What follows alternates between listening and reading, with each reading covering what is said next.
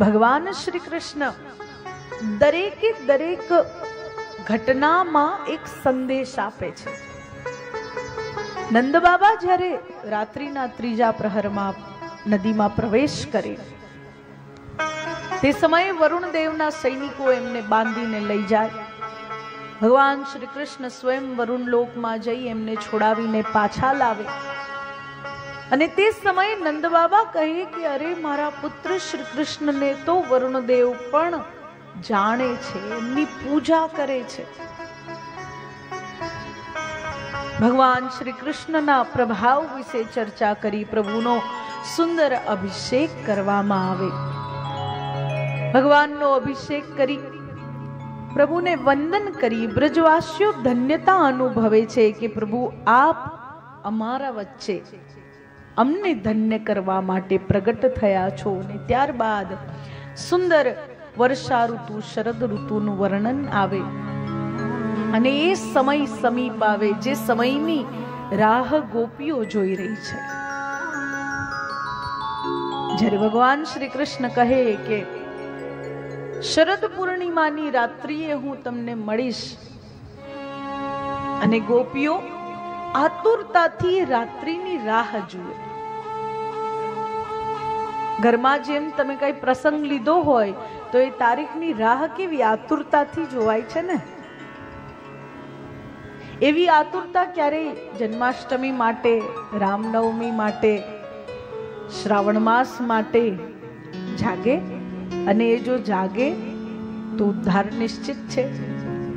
કારણ કે પ્રભુ માટે તડપ જાગવી એ તો અઘરું છે. માણસ માટે તો તડપ જાગે. ગોપીઓ એ રાત્રિની રાહ જોઈ રહી છે અને સમય આવી ગયો, એ દિવસ આવી ગયો. આજે તો રાત્રે શ્યામ સાથે મિલન થશે. કલ્પના ગોપીઓની પ્રભુ આમ મધુવનમાં કદમના વૃક્ષ પર બંસી વગાડતા હશે, અમે જઈશું, અમારા સાથે પ્રભુ રાસ રમશે, અમારા સાથે આજે કૃષ્ણ અમારા થઈને રહેશે. અને ભગવાન શ્રી કૃષ્ણ પણ શરદ પૂર્ણિમાની રાત્રિએ મધુવનમાં કદમ વૃક્ષ પર બિરાજમાન થઈ વાંસળી વગાડી રહ્યા. અને દરેકે દરેક ગોપી શ્રી કૃષ્ણ સાથે મિલનનો જે ભાવ છે, જીવનો ઈશ્વર સાથેનું મિલન, અને એમાં જે વર્ણન છે શ્રીમદ ભાગવતમાં કે ગોપીઓની દશા કેવી છે. કોઈ એક કાનમાં બુટ્ટી પહેરે, કોઈ એકમાં ન પહેરે, કોઈ સાડી સરખી પહેરે ન પહેરે, કોઈ પોતાના ઘરના કામ કરી રહી છે એ મૂકીને, કોઈ પતિને પુત્રને માતા પિતાને જમાડી રહી છે એ મૂકીને, કોઈ પોતાના ભોજનની થાળી મૂકીને બંસીના સુરે સીધી મધુવનમાં પહોંચી ગઈ છે. પ્રભુ ભજનની ચાહ કે પ્રભુ પ્રાપ્તિની ચાહ કેવી છે કે ત્યારે સાંસારિક કાર્યો, સાંસારિક કર્મો એ આપોઆપ છૂટી જાય છે. ત્યારે મારા સ્વરૂપને સજાવું કે ત્યારે હું આ કરું કે તે કરું એ ભાવ નથી રહેતો.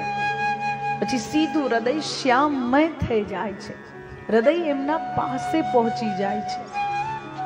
જેવી ગોપીઓ પહોંચી, બંસીધર ભગવાન જ્યારે બંસી એક તરફ મૂકીને કહે કે બોલો કેમ આવી? એટલે કહે અરે કનૈયા, તે વચન આપ્યું હતું અમને અને એટલા માટે અમે આજની રાત્રિ તારી અમારી છે, તું અમારો છે. અમે તને મળવા, તારા દર્શન કરવા આવી છે. પ્રભુ પણ કેવા છે કે પ્રભુ એમ થોડી દર્શન આપે છે. વૃંદાવન જશો, બાકી બિહારીલાલ જશો, રાધા રમણજી જશો, દર્શન કરવા જાઓ, બરાબર ભીડ હોય. એક ધક્કામાં અંદર, બીજા ધક્કામાં બહાર નીકળી જતા હોય એટલે બહાર નીકળીને ફરિયાદ કરવા લાગીએ, અરે રે મજા ના આવી દર્શન કરવાની. આવું થોડી હોય, મેનર્સ જ નથી. આમાં મેનર્સની કોઈ વાત જ નથી. એટલી સહેલાઈથી દર્શન આપી દે તો એ દર્શનની એટલી કદર થોડી થાય આપણને જો એવો અવસર મળી જાય કે 1 કલાક સુધી શ્યામ સુંદરના સામે ઊભું રહેવા મળે તો દર્શન થોડી કરીએ, પંચાયત કરીએ. આ સારું બનાવ્યું છે હા મંદિર, આ સારા લાગે છે, ભગવાનના વસ્ત્ર સારા પહેર્યા છે, સારો શૃંગાર કરે છે. અરે એ 5 મિનિટના દર્શનમાં પણ હું ઘણા બધા લોકોને જોતી હોય કે બહાર આવીને એમ કે પેલા પંડિતજી બહુ આડા આવતા હતા ને તો દર્શન જ સરખાના. અરે પંડિતજીને જોવા ગયા હતા કે પ્રભુને જોવા ગયા હતા? પ્રભુ તડપાવીને દર્શન આપે છે. એટલે જ્યારે જાઓ ત્યારે ગમે શરીરને ગમે તે ધક્કો વાગે એ ભાનને ભૂલવું પડશે. જેમ શરીરને ચાલવા દેવાનું જેમ ચાલે એમ, પણ આ દ્રષ્ટિ સીધા પરમાત્માના વિગ્રહ પર, પ્રભુના સ્વરૂપ પર જો હોય તો દર્શન થઈ શકે. અને ઝલક મળે છે ને એટલે દર્શનની તડપ છે. બાકી જો શાંતિ શાંતિથી થઈ જતા હોય તો તડપ થોડી જાગે. તો થોડી એમ થાય કે સવારે 5 વાગે ઉઠીને લાઈનમાં ઊભા રહીએ, થાય જઈએ છીએ, શું ઉતાવળ છે? પણ આ તો એટલી લાંબી લાઈન લાગે છે એટલે એમ થાય છે કે હું પહેલા પહોંચી જાઉં. એ તડપ જાગે છે કે મને સારા દર્શન થઈ જાય. અને એ સમયે જો મંદિરમાં પહોંચ્યા હોય અને પડદા બંધ થઈ જાય અને રાહ જોવી પડે તો સમજવું કે પ્રભુ બહુ પ્રસન્ન છે આપણા પર. પ્રભુ ઈચ્છે છે કે એમના સમક્ષ તમે પ્રતીક્ષા કરીને ઊભા રહો, પ્રભુના દર્શનની રાહ જુઓ. તે સમયે બહુ સાંસારિક ચર્ચામાં નહીં, ક્યાં મારી બેનપણી, ક્યાં મારા પતિદેવ ને ક્યાં મારા દીકરા હશે, જ્યાં હશે ત્યાં. એ સમય પૂરતો એના દર્શનની તડપ કે હવે કેવો શૃંગાર કરશે, હવે કેવા લાગશે, હવે જેવા પડદા ખુલશે કે સૌથી પહેલા પ્રભુની દ્રષ્ટિ મારા પર પડશે કે નહીં, એ ભાવ. પ્રભુ આસાનીથી દર્શન નથી આપતા ને એટલે ગોપીઓ કહે એટલે ભગવાન કહે કે હા મળી લીધું, ચાલો કેમ છો, સારું છે, તબિયત પાણી, જાઓ હવે ઘરે. એટલે ગોપીઓના નેત્રમાં આંસુ આવી જાય. અરે કનૈયા, કેમ આવી વાત કરી રહ્યો છે, કેમ ક્રૂર બની રહ્યો છે? શ્રી કૃષ્ણ કહે કે દર્શનની વાત હતી ને, તો દર્શન તો થઈ ગયા, હવે જાઓ. કહે ના. ગોપીઓની જીદ, ગોપીઓનો ભાવ જોઈને ભગવાન શ્રી કૃષ્ણ કદમના વૃક્ષ પરથી નીચે ઉતરે. ગોપીઓ સાથે રાસલીલાનો આરંભ થાય. અને જેવો આરંભ થાય કે ગોપીઓના હૃદયમાં ભાવ જાગે કે શ્રી કૃષ્ણ એ તો મારા છે. આપણા હૃદયમાં ભાવ જાગે છે ને, બહુ આપણે સાંભળ્યું છે ને, બહુ આપણે કહીએ છીએ મારા ભગવાન જોઈ લેશે તને. જ્યારે કોઈનાથી અત્યંત ત્રસ્ત થઈએ ત્યારે શું કહીએ છીએ? મારા પ્રભુ જોઈ લેશે તને. એ ભાવ રાખો કે મારા પ્રભુ મને જુએ. આપણે તો કહીએ છીએ કે તને જોઈ લેશે, એટલે આપણે તો બીજા પર પ્રભુની કૃપા કરાવી રહ્યા છીએ.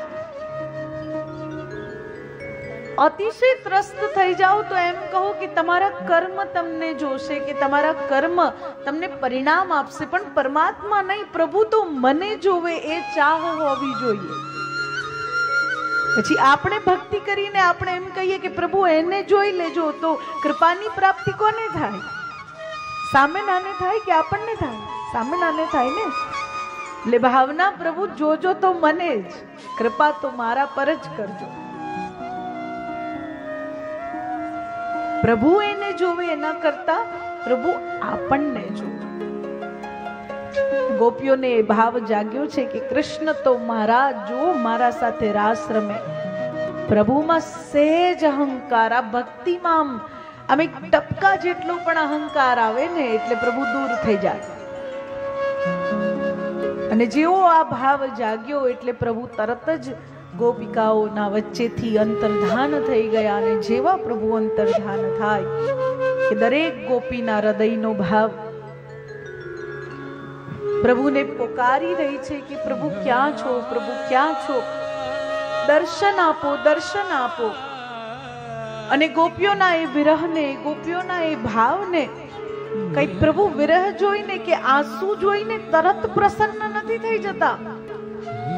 પ્રભુ જુએ છે કે આ વિરહ 2 મિનિટનો છે, 2 કલાકનો છે, આ જીવનનો છે, સાચી તડપ છે. જે દર્શનની લાલસા કથામાં બેસીને લાગે, એ જ દર્શનની લાલસા જો ઘરના મંદિરમાં બેસીને પણ લાગે. જે ભાવ દ્વારિકાધીશના દર્શન કરવા જાઓ, બ્રજ બિહારી લાલ, રાધા રમણ લાલ, બાકી બિહારી લાલના દર્શન કરવા જાઓ ને, ત્યાં ભક્તોના નેત્રમાં અશ્રુ આવી જાય, ભક્તો રડવા લાગે પ્રભુના સ્વરૂપને જોઈને. એ જ અશ્રુ જો ઘરના રહેલા ઠાકોરજીને જોઈને એ અશ્રુ વહેવા લાગે. ખરેખર એ ભાવ જાગે કે આ મારો કનૈયો, આ જો કેવો સુંદર, કેવો સરસ મજાનો મારા આગળ બેઠો છે, કેવા સુંદર મને દર્શન આપી રહ્યો છે, કેવી મારા સાથે લીલા, કેવી રમત રમી રહ્યો છે. પ્રભુ રમત કરે ને એ ભક્તમાં એ ભાવ જાગે કે મારા સાથે રમી રહ્યો છે કનૈયા, તું કેવો ભાગ્યશાળી છું. ત્યાર પછી કૃષ્ણ પ્રાપ્ત થાય. અને એ ભાવ ગોપીઓનો છે ને, એટલે ગોપીઓ જ્યારે વિરહમાં વ્યાકુળ થઈ રહી છે અને શ્રી કૃષ્ણને પુકારી રહી છે અને ગાન કરી રહી છે સુંદર ગોપી ગીતનું. જે શ્રી કૃષ્ણને તમે યાદ કરો છો, જે શ્રી કૃષ્ણ માટે તડપી રહી છો, એ શ્રી કૃષ્ણ તો પરમાત્મા છે, પરંતુ એનો જવાબ તો ગોપીઓ અહીંયા ગોપી ગીતમાં જ આપી દે.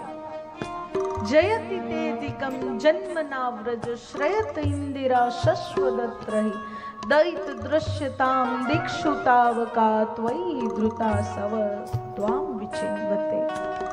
કે પ્રભુ અમારા માટે તમે કોઈ સામાન્ય વ્યક્તિત્વ નથી, કોઈ સામાન્ય જીવ નથી. અમારા માટે તમે આ વ્રજમાં જન્મ લીધો. જયકાર પણ કોનો કરે છે? કે જેમણે અમ પર કૃપા કરીને. અમે કેવા છે?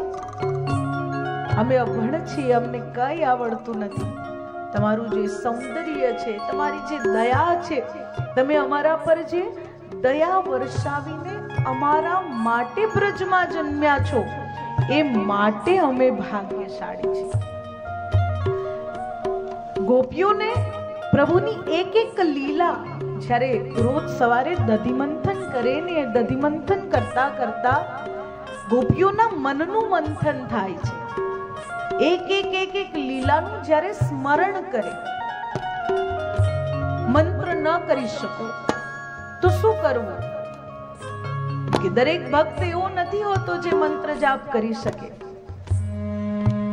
ઘણાને મંત્ર બોલવાની શરૂઆત કરીને નિદ્રા આવે. ત્યારે કનૈયાની લીલાઓનું મનોમંથન કરવું. શ્રી કૃષ્ણની લીલાઓનું મંથન માત્ર ગોપીઓને શ્રી કૃષ્ણની પ્રાપ્તિ કરાવી દે. ગોપીઓને બીજું કાંઈ ભલે નથી આવડતું. તપ યજ્ઞ જ્યારે મહાપુરુષો ચર્ચા કરે તો મહાપુરુષો કહે કે ગોપી જેવો પ્રેમ કરવો. કે એમને એ બધું નથી આવડતું કે અમે યજ્ઞ કરીએ, અમે ધ્યાન કરીએ, તપસ્યા કરીએ, અમે અનેક કરોડો હજારો મંત્રોનો જાપ કરીએ. એ બધું ગોપીઓને નથી આવડતું. પણ શું આવડે છે? પ્રેમ કરતા. ને પ્રેમ પણ કેવો છે?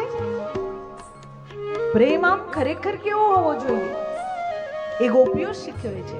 પરમાત્મા પ્રત્યે ગોપીઓનો પ્રેમ કેવો છે કે શ્રી કૃષ્ણ સિવાય કોઈ બીજું ગોપીના ચિત્તમાં આવે એ સંભવ જ નથી. જો શ્રી કૃષ્ણને પ્રેમ કરો છો તો માત્ર દુઃખમાં કૃષ્ણ ન યાદ આવવા જોઈએ, સુખમાં પણ યાદ આવવા જોઈએ. કોઈ સારું કાર્ય થાય તો પણ એમ થવું જોઈએ કે પ્રભુએ કર્યું. કોઈ કષ્ટ આવે તો એમ થવું જોઈએ કે પ્રભુએ મને કંઈક શીખવવા માટે આ કષ્ટ આપ્યું છે. કારણ વગર કૃષ્ણ ક્યાં કઈ આપે છે? કારણ વગર જીવનમાં કોઈ ઘટના પણ નથી ઘટતી.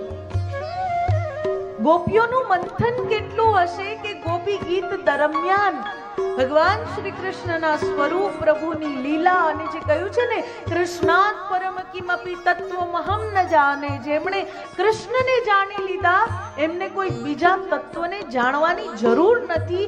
એ શ્રી કૃષ્ણનું પ્રતિપાદન જે ગોપી ગીતમાં થયું છે એ કદાચ આખા શ્રીમદ ભાગવતમાં બીજી કોઈ જગ્યાએ નહીં હોય. તો એ ગોપીઓનું ચિંતન કેટલું હશે.